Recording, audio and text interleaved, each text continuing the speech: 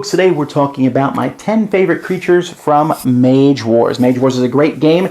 There are lots of different spells, 6 different types. I'm doing 6 lists of top 10, but this one is my favorite. The creatures are the ones I enjoy the most, and this one took me the longest to do because there are so many creatures up till now, which is March 2015. I'm talking about all the different sets, the different promo cards and all involved. There's a lot of really great creatures, and I had to cut so many creatures that I enjoyed.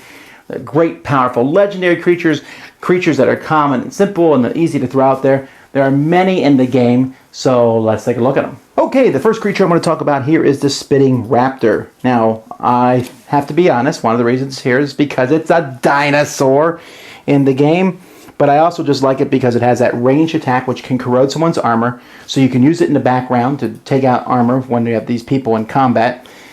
Or can just go up in hand-to-hand itself and have piercing and ignore the armor itself. Very versatile, a little expensive, but it has 2 armor itself, and again, it's a dinosaur. Then we have here the Gelatinous Cube. Well, okay, it's called the Devouring Jelly in this game, but just very entertaining. It's a very slow thing. You can't stop it. It just keeps moving towards you with psychic immunity, so, you know, the Force Lord is not going to be able to do much against it. And at the same time, every time it destroys a creature, it heals 2 damage. Reconstruct, because it's non-living. It's not that powerful, really. It only has 9 hit points, so it can be taken out if they come after it. But it is resilient, which means it's more difficult to take that out. And if it hits you, there's a chance it's going to corrode your armor, and then it's going to hit you for 5. It's a crazy attack. I just like it. It's a slow-moving mound of bubbly, gooey death. Then we have the Bloodcrag Minotaur. Now, I like Minotaurs, period. Okay, so it was easy for me to add this guy to my list. But I like his strong armor with 3, and he has 14 health, so he's just a powerful guy. The Charge, where he can run into battle, get an extra 2 dice, so he hits for 6, and he's tough. So anytime you try to do any of these weird effects to him, there's a less of a chance that it will affect him. And this is really great for stun and daze and those annoyances that other players will do. Then we have the Bridge Troll. Now, I enjoy trolls, period, although this guy needs to eat more. But here he regenerates 3 every turn, which is very useful. Now, he has the negative thing that flames will do more damage to him, but that is thematic. I like that. And he has no armor, but he has a strong attack and continually regenerates, which means your opponent is going to have to take him out. They're going to have to come in and hit him as hard as they can, as fast as they can. Otherwise, he's just going to wail on them and heal up while he does so. Then, this creature, the Dark Fen Hydra. Wow, I enjoy this one a lot. This one does have 1 armor, regenerates for only 2, and is slow, but has 2 different attacks. The counter strike is great. You hit him, he hits you back with a 4 bite. And then the 3 triple strikes. It has 3 dice, 3 dice, 3 dice.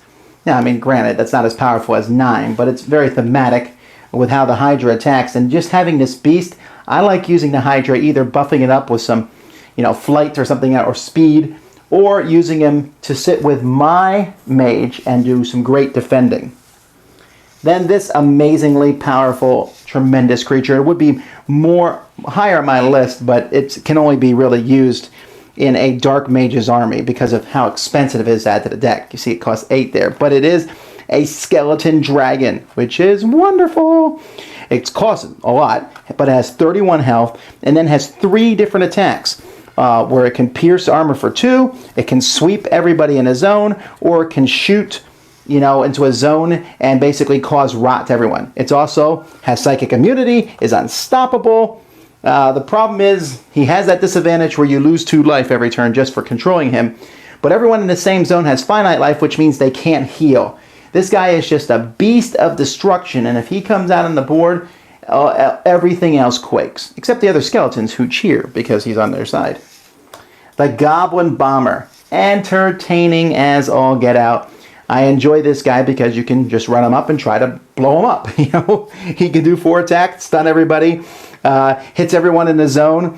He's a little expensive, it's dangerous, but just entertaining. And if he gets killed before he comes, he'll blow up. So you have to be very careful using him.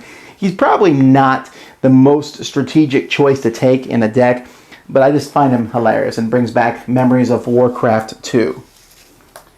The Iron Golem is the silver bullet to take out the Force Master or any psychic mage here. Yes, he's slow, but he's unmovable. He takes extra damage from lightning, but he's burn proof, period.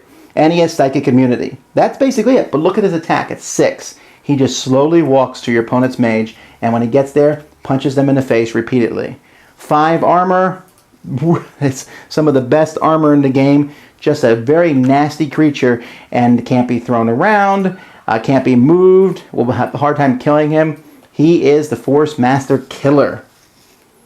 Mort. Now, Mort here, this named skeleton. I like the skeletons anyway. I was going to put several of them in my top 10 if I could. But Mort here, also immunity to psychic. But every upkeep phase, every friendly skeleton object that's in or next to his area heals 2, reconstructs 2. So he's a pretty decent guy. He has an okay fighting ability with 4 attack, possibility of tainting your opponent, giving him like a 3 poison counter, which is good in and of itself. But what's really cool about him is he just keeps all those skeletons alive. He's the leader of the skeleton army, and that's why he's my number 2. My number 1, though, is this beast here, the Earth Elemental. Now, I love elementals, and I hope they bring out enough elementals that eventually I'll be able to build an elemental deck. This guy is just huge. You know, better because he costs 20, but he has 35 hit points. No armor, but it's going to take a while to chip him down. And then he has those 2 attacks. One that hits for 7 dice and can daze and stun. That's craziness.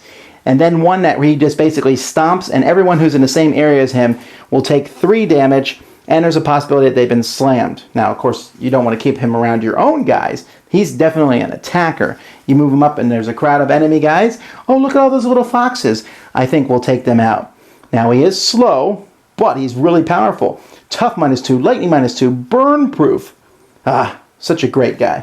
And that's why he's my favorite creature. So those are my top 10 creatures. What are yours? I'm sure probably very different than mine below. So type them in the comments. Let us know what your favorite creatures are. But I'll tell you, if it wasn't for creatures, I don't know that I would even want to play Mage Wars, because I think they play such an important part of the game and sending them out. Some of the mages don't use creatures as much, but almost every mage uses a creature in some way or other, and they definitely have to learn to deal with them.